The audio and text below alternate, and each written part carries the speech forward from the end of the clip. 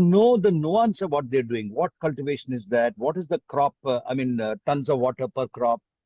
What is the duration of the crop? Why have they chosen these crops? And what is the selection pattern? How much the community decides? And how do they enroll such visions, these experts that is on permaculture? Maybe you can speak about those while he comes back. Yeah, I think the science of permaculture or the improvements in the design is still work in progress. But they have reasonably come through it over the last 3 decades. And I would say all over the world, permaculture is being done, but I find these people are much more grounded. Now, what they do is, in permaculture, you have to get two things real. What are the relationship between the forces? Where is the synergy that is possible? And how do you develop that? You don't start with it, you foster it. That's the first part. So fostering, whether it be the soil or be the uh, uh, any other aspect which is a resource for production, that is it. The next is succession. If we go by the law of nature, there is a succession principle. So what species they will plant early would be Glyceridia, etc., which are hardy, nitrogen fixing.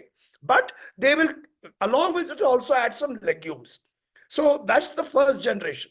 Then they move after 2 3 years into other crops, like growing other cereals.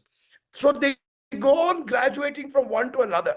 But the forest is a mix, as Narsana was saying, of multiple things. We only think of trees. Actually, trees are the least important, if you ask me. I mean, they are important nonetheless.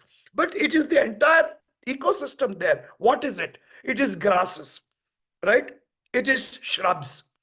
It is the way the landscape is changing, the way suitability of the species that come up there, right? What grows well, what is native there, what is the succession principle that happens. I think that they have inventorized this whole thing. So in a given area, they would be able to give almost prescriptive design to say this is what it should be done, but it is an effort of 8 to 10 years before it can compete with any yield of a modern farm. But the Right. yield here is not only a monocrop, but a multiple crops. What are the challenges in convincing traditional farmers who go the regular route to transit to permaculture? That is, I would extend that question by asking you, if I were to grow the regular way with synthetic pesticides and fertilizers to an hectare, I will use, say, for paddy, for instance, I'll be using zero 0.6 meter of logging water log and do it twice. So nearly 1 million, 10 million liters of water is used per hectare, therefore, at 1 meter. So the question is, how much will it be if I'm going with permaculture, and what will be the yield? Will it fall? That is, if let us say I'm getting 2 tons of paddy per acre, is it going to fall from that? What is the quality of the produce, therefore? So one is that the way we measure anything, like for example, we say paddy. In this system, paddy is one of the multiple crops that is grown. That's very, because there is fundamentally biodiversity in the entire genetic pool that is being taken up there, which combines that here is paddy, which is water sucking crop. Here is another, which is a nutrient providing crop. Here is another, which is giving the leaf litter that is very valuable for the microbes in the soil to foster. So that's how it is understood. In my understanding, after 8 years, the yield from there in terms of revenue, not yield as such, but revenue, exceeds that of a regular farmer, and sustainably. I am right now in Himachal.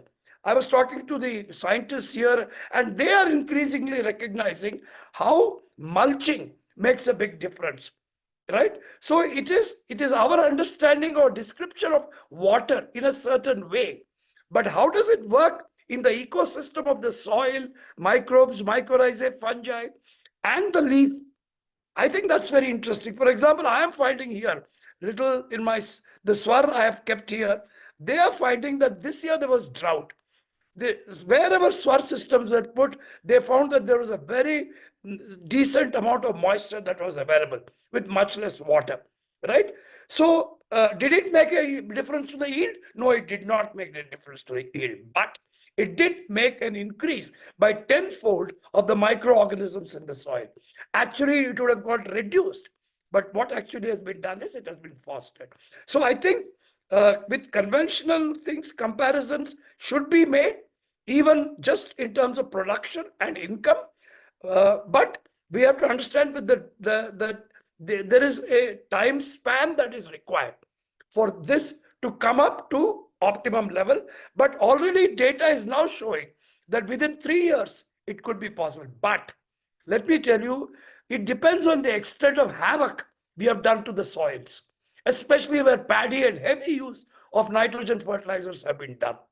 To reverse that, sir, is a very, very different 7 to 8 years is what is now getting proved that they will be able to get back to much healthier soil, much better yield, quality of the yield, and revenue wise, equal.